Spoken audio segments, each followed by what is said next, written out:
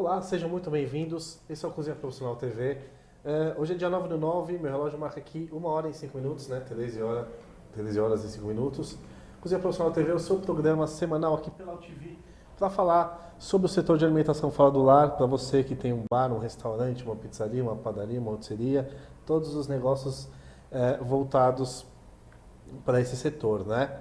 Antes de começar aqui, quero mostrar nossa última edição da revista Cozinha Profissional, número 187. Essa capa aqui, matéria de capa, né, fala sobre crescimento. Aqui você vai encontrar dicas de profissionais, né, e um panorama sobre como você faz para expandir o seu negócio. Então, você está bem, você tem o seu lucro, a gente sabe que ficar parado às vezes é perigoso no setor de alimentação fora do lar também, às vezes até mais, né? Então, de repente, será que não é interessante você abrir uma nova loja, você criar uma franquia? A gente tem casos aí de franquias muito bem sucedidas brasileiras. Inclusive, nessa mesma edição você encontra um raio-x com La Pasta de Ara, que foi um desses casos, né? Que hoje tem aí uma rede, começou com o restaurante no Itaim, aqui no bairro de São Paulo. E hoje tem uma rede no Brasil inteiro. Enfim, aqui nessa matéria de capa você encontra as dicas para isso, além desse raio-x que eu comentei. A gente tem a continuação aqui da editoria Plano de Negócios. Quem está acompanhando as nossas edições desse ano está acompanhando também Plano de Negócios desde o começo. A gente teve 1, 2, aqui, se eu não me engano, é a terceira edição. Então, a gente dividiu o Plano de Negócio em várias etapas para você poder aplicar, para você poder acompanhar no seu negócio, né? E, entre outras coisas, também bate-papo com o sommelier Thiago Locatelli, do Varanda. Tá bem interessante esse bate-papo. O profissional que conhece bastante, foi estudar não só bebida, foi estudar terroir, foi estudar enologia, enfim. Para ter essa base, faz um ótimo trabalho, vários reconhecimentos ali no Varanda. E um assunto que a gente abordou nesse bate-papo é a proximidade do vinho com o público em geral. A gente perguntou para ele sobre toda essa coisa do misticismo do vinho. Não vou falar aqui, né? Vou deixar a curiosidade, vocês conferem nessa edição aqui de capa cinza meio azulada, né? Não consigo definir aqui. Bom, antes de apresentar o nosso convidado de hoje aqui, falar com a Juliana. Juliana, tudo bem? Boa tarde, Thiago. Boa tarde a todos. Vou deixar mais uma vez as nossas redes sociais. O nosso Twitter é @cpfoodservice, o Facebook é /revista Cozinha Profissional e o chat da UTV que eu tô logada como Juliana Barbosa. Você pode mandar seu comentário, sua sugestão, que a gente está aqui para responder. Certo, Juliana. Fica aí então os contatos da Cozinha Profissional para você participar do nosso bate-papo de hoje, que está bem interessante. A gente vai falar sobre o mercado, a gente vai falar sobre a situação atual do mercado, a gente vai falar sobre perspectivas para o futuro, sobre tendências, com um entrevistado que inclusive já é nosso parceiro. Quem está acompanhando também a Cozinha Profissional esse ano, está vendo que a gente tem uma editoria que chama Tendências, que é feita pelo Marco Amati, consultor da Mapa Assessoria, que está aqui à minha direita. Tudo bom, Marco? Tudo bem, como é que você está, Thiago? Tudo certinho? Tudo certo, Marco. Primeiro, obrigado por aceitar o convite aqui para o nosso programa. Obrigado também por essa parceria com a Cozinha Profissional. A gente está colocando um conteúdo sobre essas tendências, sobre essas análises de mercado. Toda edição aqui, com a ajuda do Marco, está sendo ótimo. Marco, primeiro eu queria abrir o programa aqui, abrindo espaço para você se apresentar. Você tem o trabalho na Mapa, né? E você tem toda essa questão de observação de mercado que você faz, que é uma observação bem detalhada, né?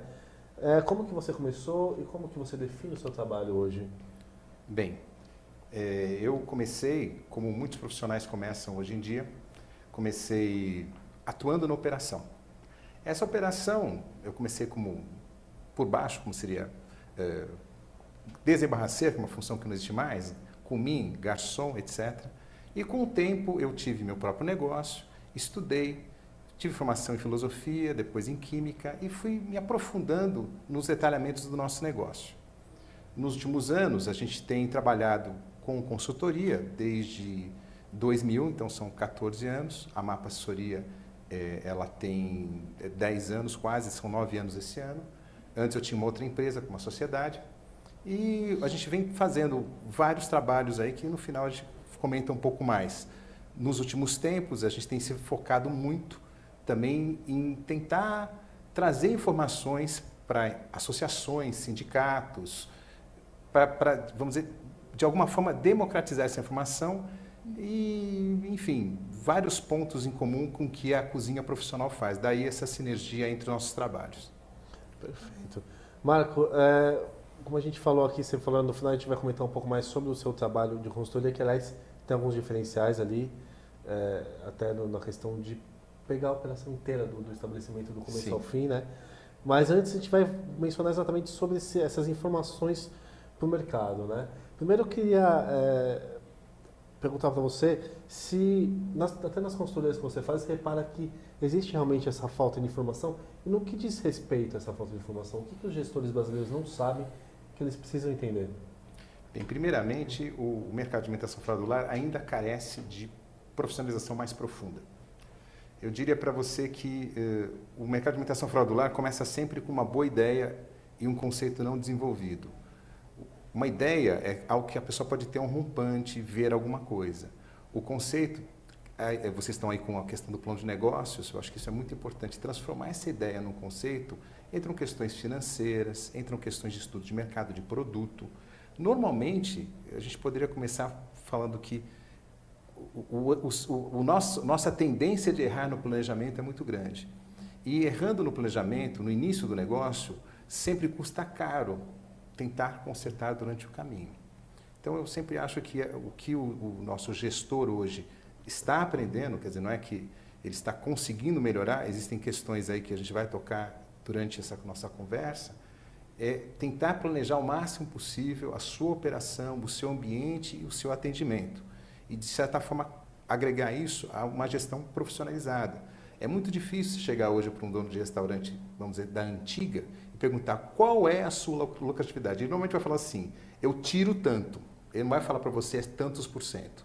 Significa que ele tem um demonstrativo de resultado, ainda é algo muito longínquo para boa parte dos empresários, vamos dizer, tradicionais. Existe muita gente se profissionalizando, existe muita gente buscando, eu acho que o nosso mercado, nesse aspecto, tem melhorado. E o que acontece é que a dica que eu sempre gosto de dar é, antes de começar, invista mais tempo planejando. Né? Investir mais tempo planejando é muito importante.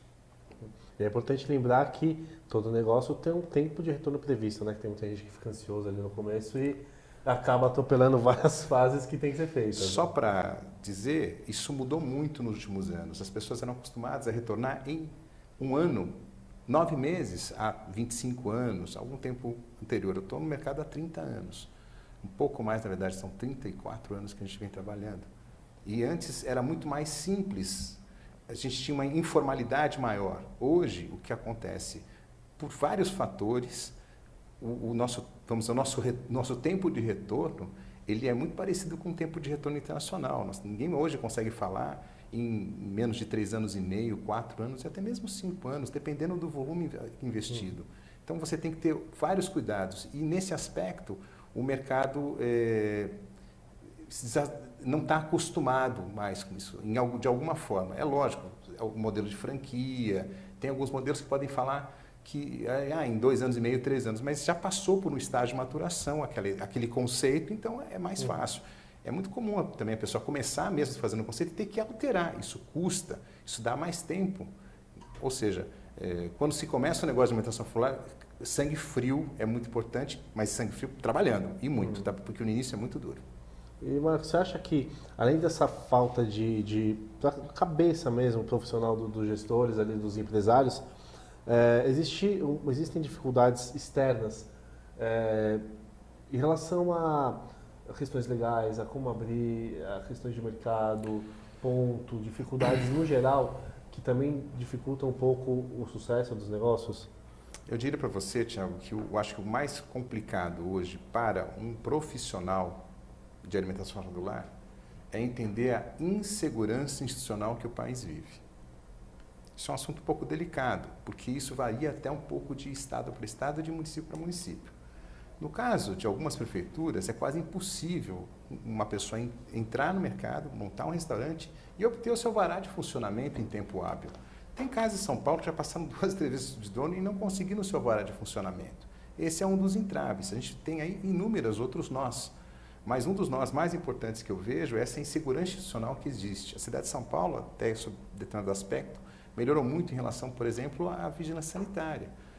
Até 2008, era amarrado o uso do solo com uma aprovação da vigilância sanitária. A partir acho que de meados de 2008, você obtém um cadastro municipal de vigilância sanitária sem ter a visita da vigilância, porque se há falta de profissionais para visitar, o Estado, no sentido de governo, tem que permitir que a pessoa trabalhe até que aquilo aconteça. Então, hoje, a cidade de São Paulo ainda é difícil por conta do uso do solo.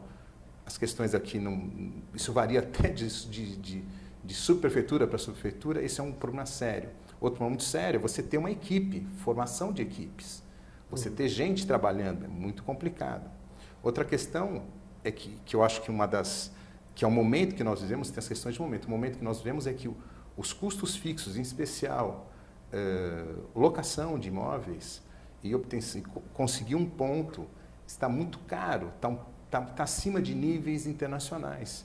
Hoje, eu acho que a gente vive um momento de um pouco de especulação imobiliária em relação ao preço de aluguéis. E isso, muitas vezes, inviabiliza o negócio. E quando você tem um ponto considerado bom, muitas vezes você tem hoje é pedido uma luva sem um contrato de 5 anos. Tem algumas questões legais, alguns empecilhos que a gente enxerga, que para a pessoa que está entrando agora, os custos dessa entrada são muito altos.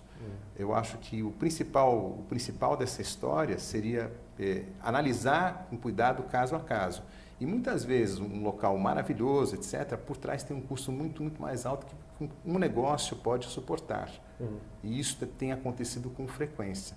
Daí o fechamento de muitos restaurantes, etc. Lógico, cada estabelecimento tem sua história própria, mas a gente vive, em geral, esse tipo de dificuldade. Na verdade, eu costumo sempre falar, até escrever às vezes na revista, que é impressionante a forma como o setor, mesmo com essas dificuldades, cresce, né? Quer dizer, a gente tem gestores ali que são, brincadeira, mas são verdadeiros heróis para conseguirem estar onde estão, para conseguirem lucrar com a situação que existe. A própria burocracia, às vezes não são nem questões financeiras, mas a dificuldade que a burocracia te impõe para você fazer as coisas da forma correta, né? Juliana? É verdade, mesmo com essas dificuldades aí, o setor continua dando passos largos, né? E nesses eventos, você também vai a bastante eventos, traz bastante experiência. Eu queria que você falasse alguma coisa assim significativa, de mudança que você viu nesses eventos, que pode agregar para o setor, né? Certo, Juliana. Bom, quando a gente fala setor, é algo muito grande, muito... Então, vamos tentar focar na alimentação fora do lar comercial, que a gente trabalha mais forte. Eu acredito que quando a gente falou sobre planejamento, uma das questões que a gente tem um pouco de... A palavra inveja é um pouco pesada, mas tem que se aprender é planejar de forma melhor. Isso em todas as áreas, desde o produto até as questões de preço, localização. O que nós vemos é que existe uma certa preocupação com a alimentação saudável, e essa alimentação saudável é inclusiva, ou seja, tem uma pesquisa americana que a gente teve acesso, que algo parecido com 1,5% da população americana tem sensibilidade ao glúten, talvez chegue até 3%. E é um senhor mercado. O número de diabéticos nos Estados Unidos, eles têm lá um quadro de pré-diabetes, diabetes, algo parecido com 8% a 12%, os números oscilam. Então, você tem hoje que pensar no seu cliente como um todo, até nas questões particulares. A população do Brasil, em especial, aqui eu acho que é uma coisa que é importante dizer, vem envelhecendo, a nossa pirâmide está invertendo. Então, uma das ações importantes que a gente pode pensar é pensar nesses cardápios, nesses itens que atendam essas questões específicas da alimentação de pessoas que têm eventualmente alguma sensibilidade ou até mesmo alguma eu não gosto de falar a palavra doença, mas tem restrição a um tipo de alimento. Eu acredito que tem pessoas que, inclusive, hoje estão se restringindo a glúten porque é algo que lhes faz bem, talvez elas tenham até predisposição para a doença celíaca, mas, enfim, existem muitas coisas acontecendo na alimentação. Então, prestar atenção no produto e entender que trabalhar com a qualidade desse produto atendendo e saindo na frente é algo importante. Então, hoje está acontecendo. Outra coisa que me chama muito a atenção é que existe uma tendência a não... O restaurante, o restaurante com muito serviço, ele tende a desaparecer um pouco, ele tende a minguar. Primeiro pela questão dos profissionais formados na área que, enfim, trabalhar o número de horas que um garçom trabalha, etc., está sendo muito difícil você sustentar, você manter pessoas nesse regime de trabalho. E, de alguma forma, as pessoas estão um pouco mais informais em relação à sua alimentação. Em relação, só para não perder o fio da meada, o caso específico que eu quero dizer em relação a você diminuir o serviço é um fenômeno, por exemplo, dos food trucks americanos, né? E em outros lugares, Inglaterra, Canadá, nós ainda não temos uma legislação muito adequada a permitir o funcionamento desses caminhões aqui no Brasil que vendem comida. Muitos projetos se iniciam a partir daí. Seria uma boa coisa, por um lado. É lógico que existem interesses, existem questões aí que são invasivas. Nós temos o serviço de rua que nós temos, em geral, ele é associado a baixa qualidade, até porque o investimento num trailer é muito... Um trailer, como nós vemos aí, às vezes, ele é quase uma economia informal, etc., mas nós vamos rumar para isso também. É provável que a gente cresça a partir desse tipo de plataforma e não mais tendo que arrumar um ponto, porque está se tornando inviável. É uma reação, inclusive, a isso que eu acredito que vai acontecer. Então, isso são tendências importantes. Em pizza, por exemplo, nós tivemos esse ano uma feira em Las Vegas, junto com a Associação de Pizzaria Unidas e com o Sebrae, e percebemos uma série de tendências até na pizza, buscando essas pessoas com restrição alimentar, né? Passando por todos esses itens. Tivemos a possibilidade também de ir a um congresso internacional pelo Sindicato dos Fabricantes de Equipamentos, o Sindal, junto com o presidente Pérez, e foi algo muito interessante ter uma comparação com vários países que estavam lá, Rússia, Japão, China, enfim, tinha uma infinidade. E quando nós elencamos os problemas operacionais, incrivelmente todo mundo tinha muito parecido, inclusive em relação à formação de mão de obra, inclusive em relação às taxas, que é uma coisa que as pessoas têm que estudar, as taxas exercidas pelas empresas de ticket, pelos cartões de crédito. Todo mundo enfrentava, dentro da sua área, problemas muito parecidos. Então, eu diria que a gente também tem que olhar não só para a importação das soluções, mas também em intelecção dos problemas que a gente vive normalmente fechado e esquece que os nossos problemas, eventualmente, são os mesmos problemas que a pessoa está passando nesse momento lá no interior da China ou em Moscou. Isso foi eu achei muito importante a gente também saber que tem coisas que são da própria atividade. Não é uma questão, não, porque no Brasil, às vezes eu vejo pessoas, não é só no Brasil. A alimentação fradular é algo que é dinâmica e com a globalização, principalmente dos produtos, né? É engraçado você chegar hoje em Paraty, desculpe, um comentário à parte, seja lá, prato do dia tem lá salmão ao molho de maracujá. Quando você tem um mar pela frente, a pessoa prefere comprar um salmão que vem do Chile. Nada contra, mas é uma coisa conceitualmente estranha, né? Então isso ocorre muito, é muito comum e é uma tendência mundial de você ter essa questão distribuída em poucos itens, todo mundo entender melhor, mas empobrecer um pouco a gastronomia nesse aspecto, né? Para tornar o produto mais viável, seguro, enfim, aí são outras questões. Então, acho que trazer o olhar que a gente tem que ter para o evento, para aquilo que você vê no mercado, não é só na questão das soluções possíveis, mas principalmente dos problemas em comum, até porque em algum momento nós vamos ter que ter uma ação global em relação aos problemas da alimentação fradular com o mercado. Certo. Marco, mas você falou sobre essa questão dos problemas, acredito, né? Você está falando, os problemas são parecidos, mas em relação ao desempenho de mercado, se a gente for comparar, por exemplo, com o mercado norte-americano, o desempenho do mercado brasileiro é bom nesse comparativo ou a gente tem muito a aprender ainda? A gente tem, acredito que um delay, uma diferença de em torno de 40 anos de mercado. Talvez um pouco mais, talvez um pouco menos, mas é possível que a gente tenha essa diferença em termos de desenvolvimento do mercado. E quando nós comparamos o desempenho americano, o desempenho brasileiro, você pega os números, os volumes que são vendidos no mercado americano, são volumes gigantescos perto do nosso ainda. Nós estamos ainda em algumas praças, como São Paulo, como Rio de Janeiro, o que se gasta em alimentação fradular, mediante o que se gasta em alimentação, está chegando em níveis até americanos, do americano médio. Mas em outras praças, no Brasil profundo, a alimentação fora do lar ainda é voltada para poucos ou para uma necessidade específica. A gente vinha comentando antes daqui, né, um pouco antes disso que eu estava comentando, sobre essa questão de aonde está crescendo o mercado de alimentação fora do lar. Eu acredito que está crescendo mais no mercado da necessidade do que do lazer. Né? Pela mudança dos perfis de cidades que tinham 30, 40 mil habitantes, agora tem 100 mil, 150 mil. Então está interiorizando o crescimento da alimentação fora do lar. Hoje você já tem notícias de redes criadas a partir do interior do Brasil, né? De cidades do Vale do Paraíba, enfim, de todos os lugares que você pode imaginar. Tem redes vindo do Nordeste, que já cresceram muito no Nordeste. Ou seja, eu acho que o mercado está se tornando mais dinâmico e cada vez mais a gente, em termos de soluções, começa a ter uma certa carência de soluções globais para todo mundo. O que é bom para alguns, nem sempre é bom para outros. Eu vou também tomar aqui a liberdade de falar, por exemplo, os tais 10%, que é o pagamento, em tese, um pagamento feito de forma, às vezes, compulsória, mas, em geral, é uma recompensa, e hoje é encarado pelo poder público como remuneração.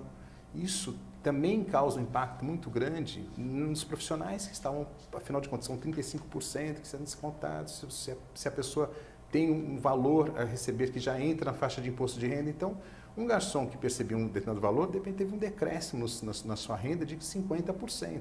Então, a profissão vive uma crise nesse sentido. São profissões que estão dentro do food service, dentro da alimentação fora do lar, que acabam afetando especificamente o próprio funcionamento dos restaurantes.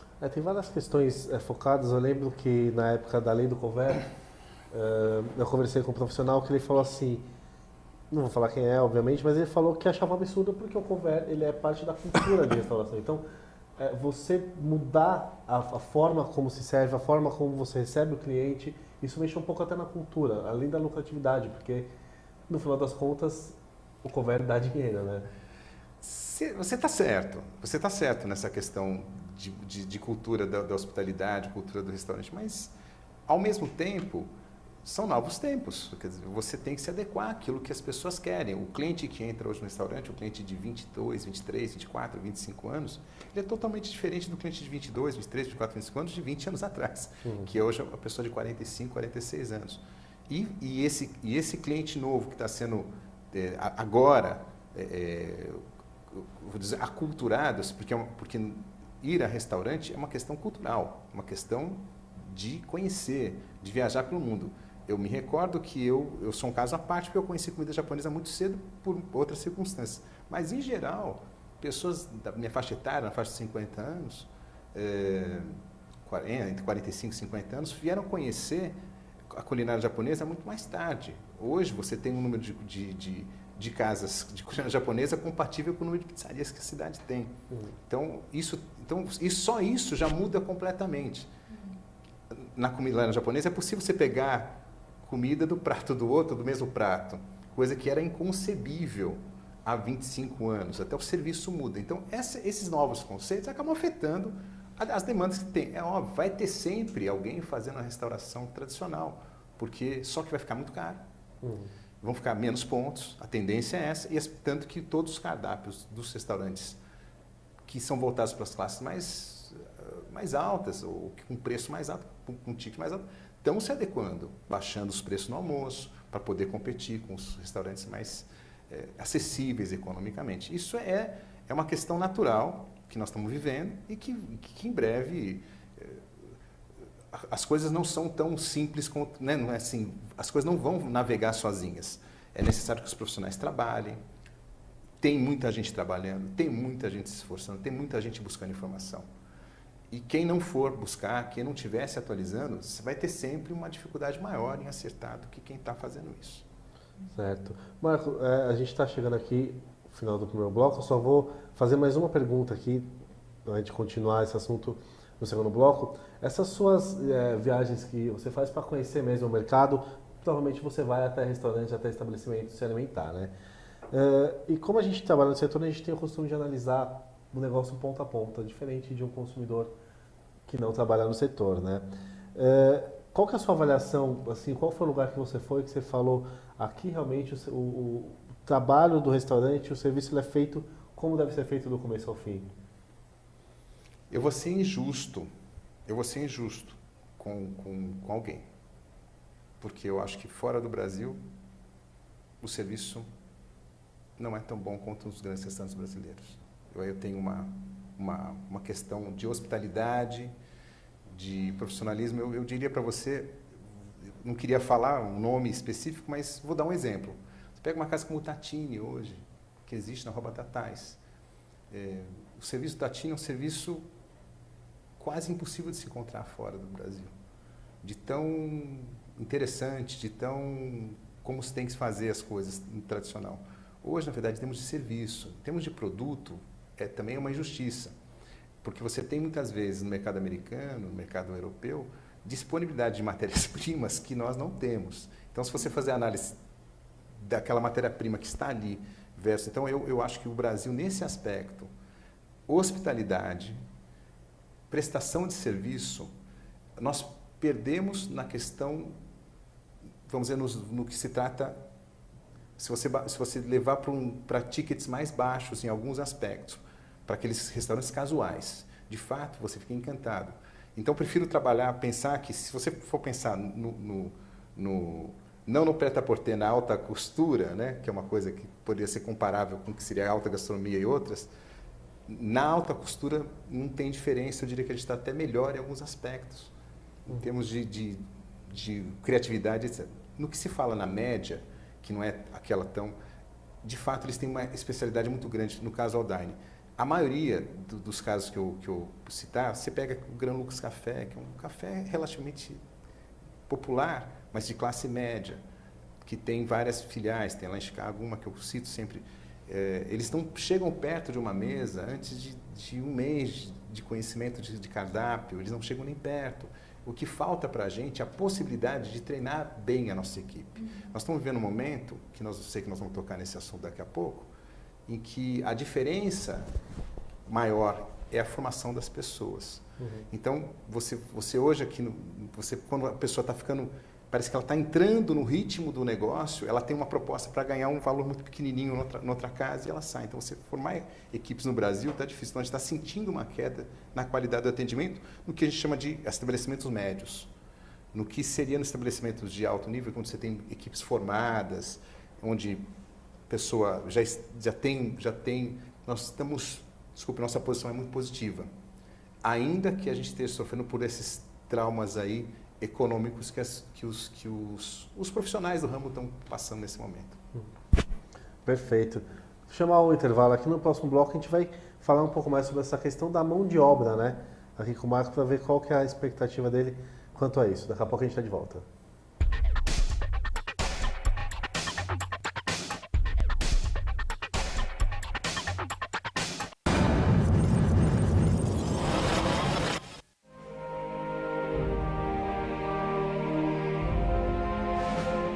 O vôlei feminino no Brasil e o vôlei de uma forma geral é um ativo brasileiro, é um motivo de orgulho para o Brasil. Superação, a união, acreditar. A força do grupo, todos dependem de todos. Toda ação é uma interação. Esse time começou em 1997, no Paraná, numa associação com o Bernardo. A Unilever, na realidade, ela não entrou, ela construiu comigo isso aqui. São 15 anos juntos, começamos com Rexona Days, hoje Unilever, todos os seus produtos estão conosco. Ou seja, foi um projeto construído a 4 mãos. Para divulgar a marca na essência dos seus valores. Nesse caso, os valores estão ligados à responsabilidade social, inclusão social, desenvolvimento humano, tudo isso através do esporte. A Unilever é fundamental para o voleibol brasileiro, né? Revelando talentos para a seleção brasileira. Tudo que está por trás, que às vezes vocês que estão aí não veem, são eles que estão fazendo. Eles façam que nós, atletas, tenhamos tranquilidade para fazer o nosso jogo da melhor forma possível. E eu acho que o grande símbolo do nosso time é o Bernardinho. É um exemplo pra gente, é um cara que sempre tem boas palavras para dizer, apesar das broncas. Ele grita, esperneia, puxa o cabelo, mas tem um coração muito grande. A nossa ideia era ter atrelado a equipe de alto rendimento, né, a transmissão de valores e de conhecimento para jovens da periferia, muitos deles que não tinham acesso ao esporte de alto rendimento, não tinham acesso a uma escolinha de qualidade. Para trazer cada vez mais jovens e adolescentes de 7 a 15 anos para fazer parte desse projeto social. O grande diferencial da Unilever em relação ao patrocínio do time de vôlei feminino é o entendimento que esporte é entretenimento, é plataforma de marketing e é um meio de desenvolvimento humano. Então o esporte é um canal poderoso porque lida com emoção, lida com paixão e hoje essa é a forma mais poderosa de engajar fãs. Você vê a torcida gigante, todo mundo veio no sacrifício de ônibus. Eu vim lá de Belém do Pará, da minha terra, para trazer sorte pro Unilever. A gente tem os Unilovers sempre no ginásio lutando, trazendo energia, trazendo otimismo para o time em todas as situações.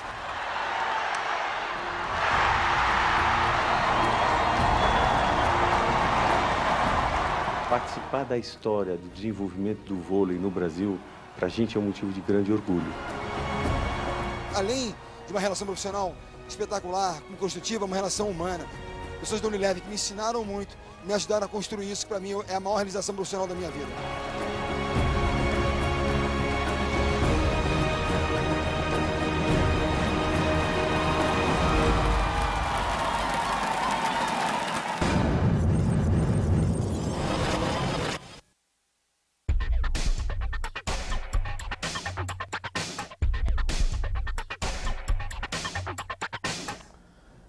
Bem-vindo de volta ao Cozinha Profissional TV. Esse bate-papo aqui com o consultor Marco Amati, da Mapa Assessoria. A gente terminou o primeiro bloco falando um pouquinho sobre a questão da mão de obra, né?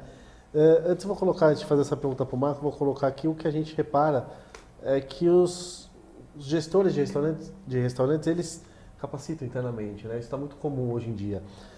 Porque existe toda essa questão da dificuldade para encontrar essa mão de obra capacitada. A gente até tem entidades que formam, faculdades, escolas, enfim, mas parece que a demanda não chega, né, ali no que é produzido de profissionais. Marco, você acha que essa questão já vem de anos, você acha que isso um dia vai ser solucionado, que a gente vai ter ou vai continuar nesse ritmo de treinamento interno? Isso é interessante para o mercado, não é? Bom, a tendência é que o mercado se estabilize daqui a algum tempo.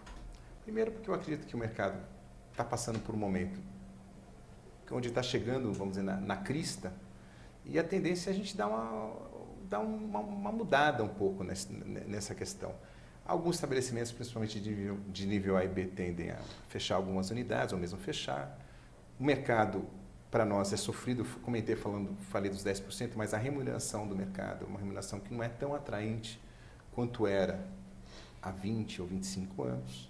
E isso faz com que você não consiga trazer novas pessoas. A gente já falando como é que é você chegar para um jovem de 18, 20 anos e falar você vai trabalhar 2 períodos, por exemplo, como é comum em alguns restaurantes. E ele tem, às vezes, a possibilidade ele quer estudar, ele quer fazer outras coisas. Tem um lado positivo na história, que é o lado que as pessoas estão tendo outra oportunidade. Antes, o mercado aqui de São Paulo, em especial, concorria diretamente com o mercado de construção civil. Hoje, a construção civil, inicialmente, paga melhor do que o mercado de alimentação fora do lar.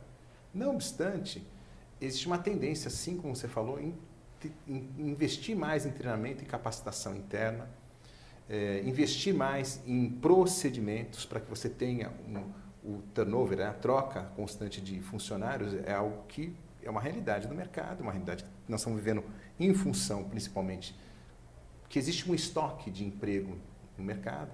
A economia pode estar parando em outros lugares, mas o emprego ainda existe e no caso da alimentação familiar, existe de forma mais sensível.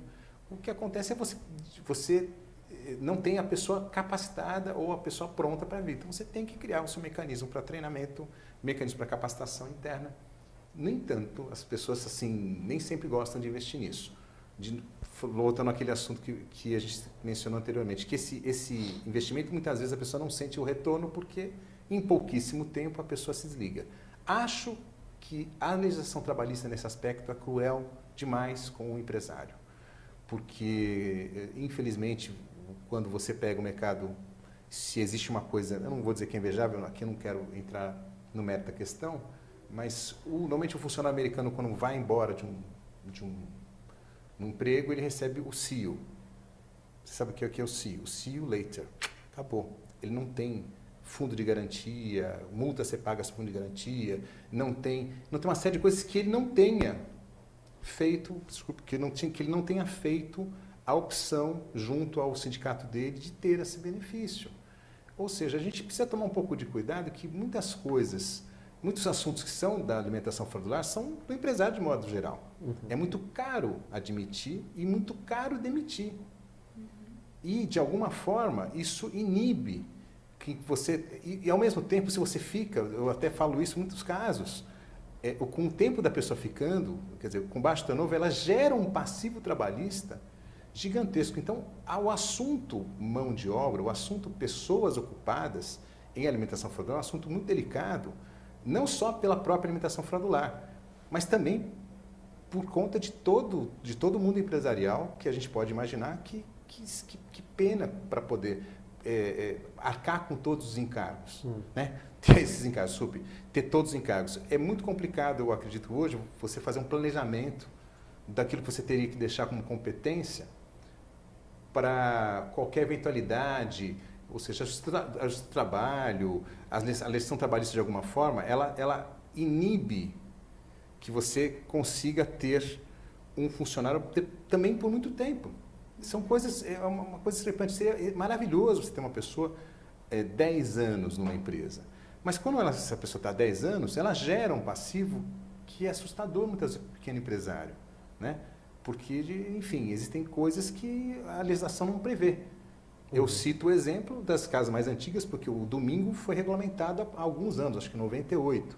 Mas casas que tinham anteriormente outras políticas para o domingo, tomaram ações e pagaram por aquele momento que não tinha ainda uma legislação. Isso que é complexo. Então, a gente entende que a legislação trabalhista, nesse aspecto, não é só para a alimentação fraudulenta, ela inibe um tanto você até investir mais nessa formação, porque o empresário sempre fala assim, a gente investiu, o cara ficou um ano aqui, quando estava bom ele foi embora, ou nem um ano, 6 meses, 7 meses ele foi embora. Eu escuto muito isso do empresário. E a gente precisa dar uma acertada nessa consideração em relação à flexibilização dessas normas trabalhistas, enfim, entra um assunto que depende muito da mobilização da categoria, né, como um todo. Isso é bom, inclusive, para o funcionário, ao contrário do que as pessoas pensam, porque a tendência é ficar muito caro e os salários tendem a cair, porque o que ele não recebe custa muito.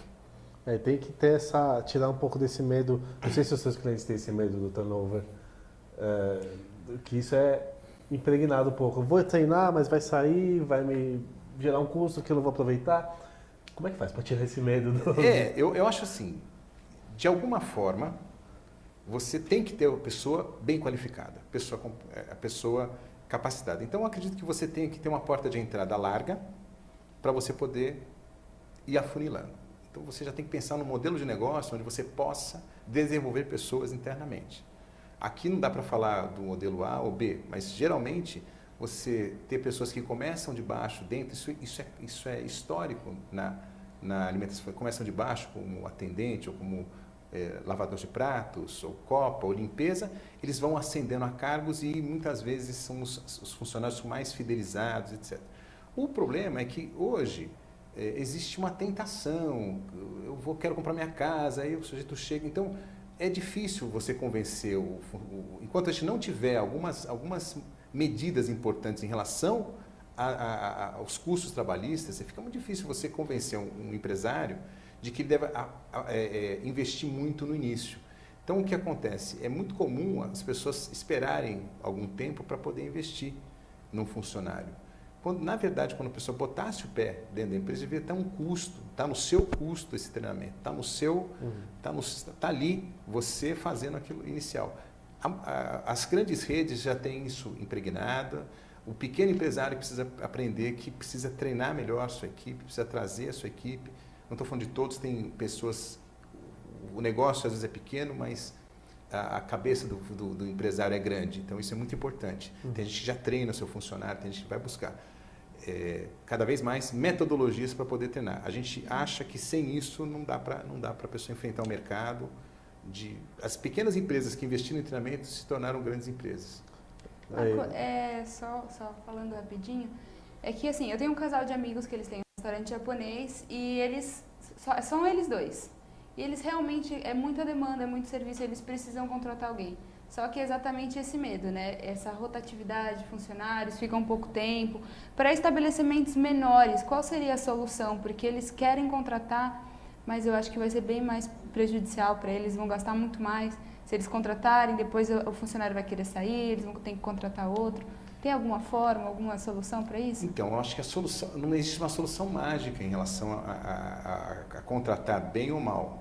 Existe você ter um plano de carreira, existe você ter um ambiente de trabalho onde a pessoa se sinta bem, existe entender o funcionário como pessoa. Eu acho que cada estabelecimento tem uma alma. Aqui sem nenhum tipo de religiosidade ou religião, apenas como figura. Então, essa alma, ela é traduzida, inclusive, em como você forma essa equipe. É lógico que você trabalhar, você tem um estabelecimento pequeno, você tem que ter muita sensibilidade para colocar uma pessoa, ainda mais, desculpe, no caso específico, quando você tem uma sociedade marido-mulher, muitas vezes os assuntos particulares vão invadir os assuntos profissionais. Pode acontecer, é muito comum, pelo menos. Então, você colocar uma pessoa a mais na gerência, ou mesmo uma pessoa... Uma coisa é certa, quem monta um restaurante nunca imagina o volume de trabalho que isso traz. Como absorve a vida da pessoa. Então, a pessoa também, no planejamento, ela tem que lembrar disso, que se ela tem meios de ter um gerente ou uma equipe, ela tem que já ter planejado. Normalmente, quando você não faz isso, ali na frente você vai saber assim, eu vou trabalhar 14, 15, 18 horas por dia, ou não. E quanto custa e quanto vai roubar da lucratividade, ou roubar no sentido também figurado, vai tirar da lucratividade a contratação de uma, duas ou mais pessoas. Até porque o início, né, o startup, quando você começa uma empresa, a demanda por você, se você não tem capital, a demanda é muito grande. E aí eu acho que é muito complicado você assim, estabelecer uma forma. Mas o seu casal de amigos tem que fazer conta e tem que estar preparado para sempre ter que recontratar se for necessário. Eu não sei para qual a função, para que eles estão fazendo, mas se for um gerente, por exemplo, vai ter que ter a sensibilidade de conhecer, inclusive, os aspectos particulares de você, porque as empresas todas são familiares. Eu não gosto desse conceito assim, tal empresa é familiar. Toda empresa é familiar, toda empresa forma uma família. E as grandes empresas têm como origem familiar. Né? Independente de qualquer coisa, desde a grande mineradora até os supermercados gigantes, todas têm origem familiar. Então, empresa familiar, toda empresa de alguma forma é. E vencer isso é muito difícil. Perfeito. Lembrando também, né, Marco, que essa questão do treinamento, contratação, enfim, tudo isso pode ser abordado no plano de negócio. Você pode prever o custo do treinamento ali. Então, vou ter tantos funcionários, vou treinar eles, vai custar tanto, já está ali, né? É isso mesmo. É por isso que a gente sempre fala do plano de negócio, a gente sempre bate nessa tecla, porque é muito importante. Marco, dando um pouquinho de assunto aqui, você está sempre em eventos do setor, né? A gente está tendo sempre contato com as indústrias. Eu tenho reparado uma coisa que é muito interessante. A gente tem, se a gente for falar de equipamento, de alimentos, a gente tem indústrias que têm esse foco também de ajudar nesse profissionalismo, ajudar a profissionalizar o setor. Além disso, também as soluções que estão sendo desenvolvidas, óbvio que a gente não vai citar nenhuma específica aqui, mas são soluções que parecem estar cada vez mais integradas. Parece que às vezes você tem uma empresa que tem um profissional que está dentro da cozinha, vendo o problema, para poder fazer um equipamento que vai solucionar aquilo. Qual que é a sua visão? Você acha que isso foi uma questão de eu preciso fazer isso para vender mais? Como que isso é feito do seu ponto de vista? Até porque você tem contato com muitas dessas empresas, né? Bem, a gente até faz alguns trabalhos para algumas dessas empresas, porque é muito comum eles terceirizarem essa atividade. A gente já trabalhou, inclusive, auxiliando no desenvolvimento de equipamentos específicos para algum tipo de operação.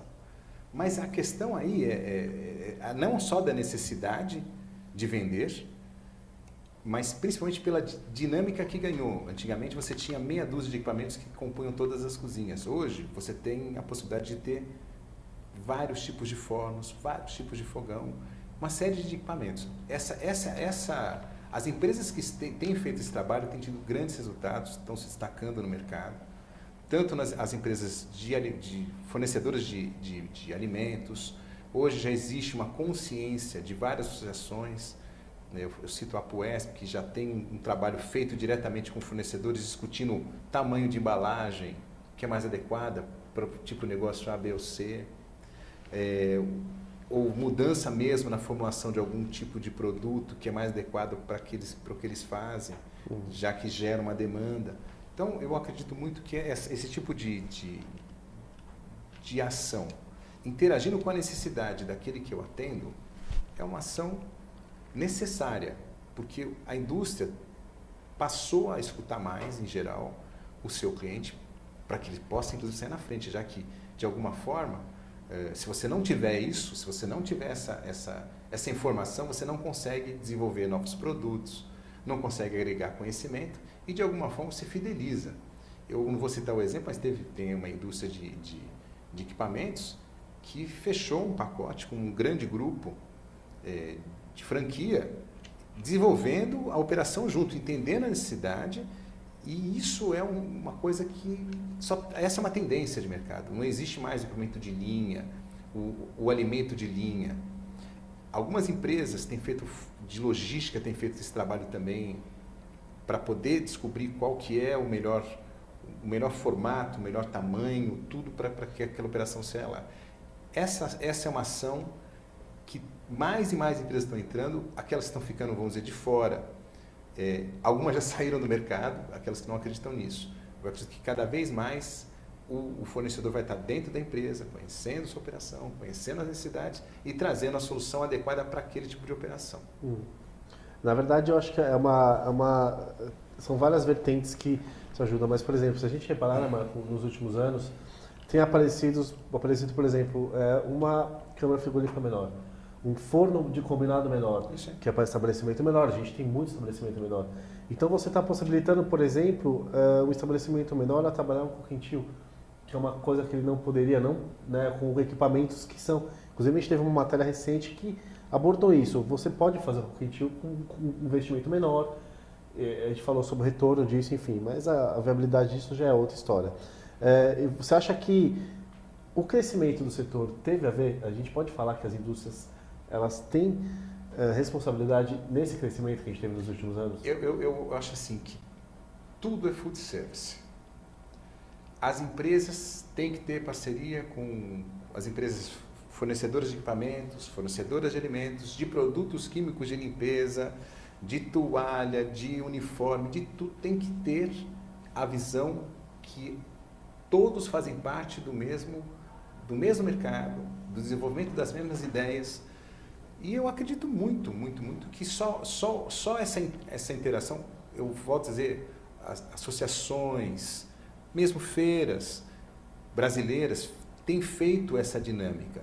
Eu vou citar aqui o exemplo que teve agora com pizza no Pavilhão Amarelo do Center Norte, e nós trouxemos duas pessoas do mercado norte-americano importantes, e eles não conheciam catupiry, por exemplo. Eu falei a marca, desculpe, já falei, mas não conheciam esse produto. E, de alguma forma, eles saíram daqui conhecendo um novo produto, eles estão vendendo nos Estados Unidos há algum tempo, e essa integração das informações que você pode ter por esse produto, o queijo francês aqui, o queijo acolá, você tem a possibilidade dessa troca de informações.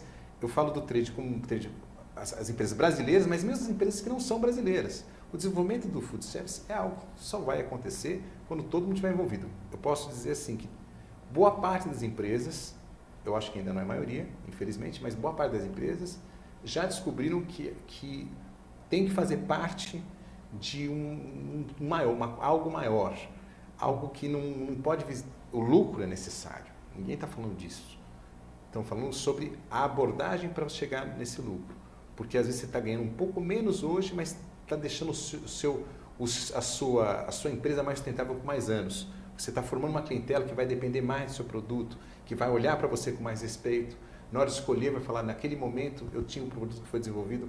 Só para você falar, uma coisa curiosa, às vezes quando você diminui o tamanho do equipamento, ele até fica mais caro. Mas se ele for eficiente, ele dá um retorno mais rápido.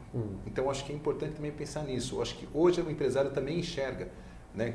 Durante muito tempo, forno combinado, o cook and chill como um todo, resfriador rápido, era algo que o sujeito olhava com, meu Deus, isso nunca vai acontecer, hoje já está acontecendo com mais frequência. Ou seja, a tecnologia chegando na cozinha, até porque aí bate com outra história que você estava falando.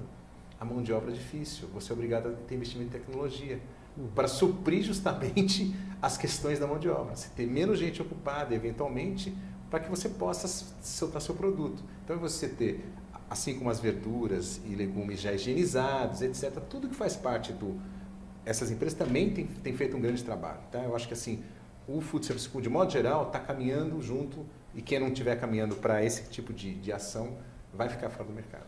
Perfeito, Marco. Juliana? Só mudando um pouquinho aqui de assunto, eu queria que você comentasse um pouquinho dos serviços da MAPA, que você explicasse um pouquinho como é que é o trabalho. Bom, a MAPA Assessoria, ela é datada de 2004, mas nosso trabalho é bem anterior a isso. Ela vem para suprir uma lacuna, que eu acredito que a gente só faz trabalhos que eu chamo de trabalhos técnicos. Nós não fazemos gastronomia no sentido criativo. É capaz de a gente é parceiro de vários chefes de cozinha, mas a gente faz o quê? Custos, RH, sim, recrutamento e seleção, projetos, treinamentos nas mais diversas áreas, segurança em alimentos, gestão de pessoas,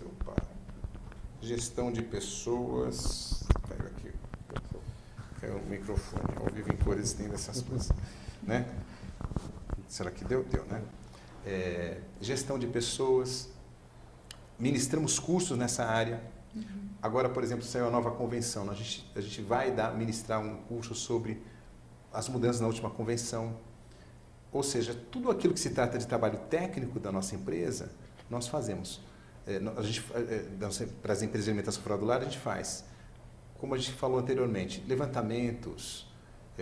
Eu tenho muitos clientes que são empresas mais antigas, né, em que a gente faz trabalhos de reformulação de procedimentos, clientes novos que a gente começa desde o projeto. Ou seja, tudo aquilo que se trata da parte técnica ligada ao negócio de alimentação fora do lar, a MAPA está apta a fazer. Só para descrever um pouquinho, a MAPA é feita de alguns profissionais, não é o Marco Amati só. Nós temos lá uma psicóloga que está há muitos anos na área fazendo todo o trabalho de RH, recrutamento, seleção, etc. Eu tenho um gastrônomo na nossa equipe, um cara muito importante, que é o nosso gerente de projetos, que, embora seja formado em gastronomia, ele tem uma pós em gestão de projetos pelo IPT, então um cara mais ligado em tecnologia. A nossa administradora, que é a Adriana, que administra a empresa como empresa, e quando a gente necessita, a gente contrata profissionais para cada projeto. Então, a gente tem, para cada um desses tipos de projeto, eu cuido de uma área mais de cursos e técnica, o Raoni cuida dessa outra área voltada para a gastronomia em cursos, fichas técnicas, procedimentos, e uma pessoa de RH, que é a Ivone, que cuida de tudo aquilo que é recrutamento e seleção, treinamento, ou seja, a gente tem uma solução para a parte técnica do negócio. Planos de negócio, estudo de viabilidade, intermediação de negócio, são todas atividades que permeiam a MAPA Assessoria, tá? Ou seja, a gente trabalha sempre assim, nossa sede é aqui em São Paulo, no centrão de São Paulo, lá no edifício Mirante do Vale, o edifício mais alto do Brasil, e no 18º andar está lá aberto para quem quiser nos visitar no nosso site www.mapassessoria.com, não tem BR, mapassessoria.com. Então, quem quiser nos visitar, já manda lá o recado para a gente tem muito prazer em falar com todo mundo que precisar de alguma informação, a gente está sempre à disposição. Perfeito, Marco. Marco, já estamos chegando ao final aqui, já passou os seus contatos, inclusive. Me sobrou uma última pergunta aqui que eu não vou aguentar, vou ter que fazer. É sobre a Copa. Como é que você está vendo o setor da Copa? Tá bom. Obrigado por deixar para o final. É assim, eu acho que a gente vive um momento em relação à Copa questionando custos de estádios, questionando a validade de ter trazido a Copa ao Brasil, né? Tem um movimento, parte do movimento das ruas trata até do assunto, e acho que de alguma forma esse movimento está certo, porque a gente não pode superavaliar. Para algumas cidades do Brasil, a Copa tem um impacto muito grande. Uma cidade como Cuiabá, mas uma cidade como São Paulo, eu escutei de um especialista em turismo, que eu vou declinar o nome porque não quero comprometê-lo, ele falou assim, olha, se eu tivesse mais uma parada gay, era melhor do que ter a Copa em São Paulo. Aqui eu não estou falando por causa de preferência nada, por conta dos volumes de negócios e do tipo de volume de negócio que gera para São Paulo. Porque, de alguma forma, se você fizer uma análise numérica para a cidade de São Paulo, eu enxergo que São Paulo está perfeito. Ao contrário do que as pessoas falam, nós estamos preparadíssimos sim para enfrentar o volume de pessoas que não é nenhum tipo de volume que a gente gostaria de dizer que vem, porque você pega o tamanho do estádio, mesmo com o São Paulo perdeu, né, a sala da imprensa não vai ficar em São Paulo, vai ficar no Rio. Então, o número de pessoas que virá para São Paulo é um número perfeitamente tranquilo para a gente estar preparado nos restaurantes, nos bares, nas padarias, nos hotéis. A verdade é essa, São Paulo está. Para outras cidades, o impacto vai ser muito diferente. Isso que eu falei, a gente tem que analisar sobre os aspectos. Então, você pensar em umas cidades com menos desenvolvimento turístico, que no caso de Cuiabá, por exemplo, vocês têm um exemplo que eu acho que é viável, foi feita toda uma infraestrutura, etc., para a Copa, que eu acho que a cidade tem que aproveitar. Então, a validade é a infraestrutura que foi criada para a Copa. Mas eu vejo que o Brasil não está despreparado em relação... Bares e restaurantes estão muito bem preparados. Melhor do que o transporte público, melhor que a saúde pública. Estão preparados. Então, eu acho assim, o turista que vier para cá, aquele que vier para a Copa do Mundo, ele vai ser muito bem atendido. Tem muita gente fazendo força. Eu cito aqui a Brasel, a ANR, as associações têm feito força para ter gente, pelo menos, eu acho que assim, a questão do inglês ou não inglês, muita gente poder atender basicamente quem vem aqui em São Paulo. Acho só que a gente não pode supervalorizar a questão da Copa. Tem que ser uma coisa constante. A Copa tem que ser todo ano para a gente que vai formar pessoas. Né? Não pode ser assim por causa de 2014. Acredito que eu vejo que o incremento de negócios que a Copa vai trazer não é tanto assim com as pessoas. Vai ter mais turismo interno, acredito eu, do que o exterior. Desculpa, eu tenho que citar esse número porque é deixar a gente irritado. A gente não tem aeroporto para as pessoas chegarem. E isso é complicado. Nós estamos preocupados com como é que a pessoa vai chegar no restaurante. Eu estou preocupado com como é que a pessoa vai chegar no Brasil. Se a gente tiver o volume que deveria ter, então a gente está começando com... A gente fala assim, nós estamos preocupados com uma coisa que é importante, nós temos que ter, independente da Copa do Mundo, gente bem preparada, hospitaleira, etc. Mas nós estamos falando do final da história. A gente começou por o inverso. Né? Se não tiver quarto de hotel, né? Acho que vai ter, tudo indica que vai ter. Tem muito hotel que talvez fique ocioso. Então, de novo, a gente está pecando. Acho que a Copa, de novo, não é que... Acho que vai ter um saldo positivo de várias coisas, mas no caso de restaurantes e bares e padarias, é uma maneira de mostrar nosso trabalho. Acho que o mercado como todo está preparado para o que vem por aí. Perfeito. Deixar aqui falar para vocês que eu também concordo para você, Marco, eu concordo com isso, porque tem essa questão de estamos preparados, mas isso é uma coisa tão macro, né? Pega tanta coisa. Exato. Eu posso responder na questão de bares, restaurantes e padarias e de serviço de alimentação fora do lar. Eu acredito que nós estamos muito mais preparados que o restante dos setores. Com certeza. Isso que as pessoas precisam entender. A gente tem que estar preparado, mas só que você tem que preparar sempre. De novo, eu repito isso. Só fico chateado que quando as pessoas falam isso, eu não vejo... Você vai ao aeroporto de Cumbica e compara com o aeroporto, qualquer aeroporto americano ou europeu de uma boa cidade, quer dizer, a gente sabe que se tivesse, é que eu acho que não vem tanta gente quando se falando, mas se tivesse aquele número de pessoas que a gente imaginava que deveria ser, né, trazer 5 milhões, 6 milhões de pessoas para a Copa do Mundo, que eu acho que não é isso que vai acontecer, acho que a gente vai ter um número muito mais humilde do que isso, mas eu acho que ainda assim a gente teria... Acho que o caos não acontecerá porque a gente talvez não esteja... A Copa vai pegar um momento da gente bom, acredito que não é tão ruim assim ainda, mas a expectativa que eu tenho é que vai ser algo legal, porque uma Copa do Mundo é uma Copa do Mundo, independente de qualquer coisa, mas a gente não vai ter aquele retorno que as pessoas estão pensando, vai ter tantas multidões. De novo, pode ter uma multidão, 30, 40 mil pessoas a mais numa cidade como Cuiabá ou como Natal, pode fazer diferença. Em São Paulo, pegando aqui, roubando a frase desse profissional, eu preferia mais uma parada gay, que é um tipo de gasto, um tipo de retorno enfim, eu acho que é importante a gente analisar as coisas com os números em cima da mesa e não pensar só na emoção, né? Queremos ganhar a Copa, é lógico, isso tudo é verdade. Mas no caso dos bares e restaurantes e tudo, a gente vem se preparando faz tempo, tá? Tempo. E só que não se consegue. Aí começam aquelas coisas que a gente já comentou anteriormente. Mas eu sei que quando chegarem lá, vai ter muita gente preparada para atender. Perfeito. Marco, a gente chegou aqui ao final do nosso programa, né? São 14 horas e 5 minutos aqui, já passamos 5 minutinhos até do nosso horário. Queria pedir para você agradecer, primeiramente, novamente, né, a sua participação aqui no Cozinha Profissional TV, na revista também. Pedir para você deixar o site da Mapa Assessoria e o telefone de novo aqui. Perfeito. Então, o site da Mapa Assessoria é www.mapaassessoria.com, não tem BR, mapaassessoria.com. O telefone do nosso escritório é 3229-2907, lembrando que é 11, né? Então é 11-3229-2907. Tem lá à sua disposição. Perfeito, Marco. Obrigado pela sua participação. Juliana? Marco, obrigada pela entrevista, parabéns pelo trabalho. E eu vou deixar mais uma vez as nossas redes sociais. O nosso Twitter é @cpfoodservice, o Facebook é /revista Cozinha Profissional, o nosso e-mail é redacal@cozinhaprofissional.com.br e o chat da UTV, que estou sempre logada como Juliana Barbosa, meu nome mesmo. Muito obrigada e até o próximo programa. Perfeito, Juliana.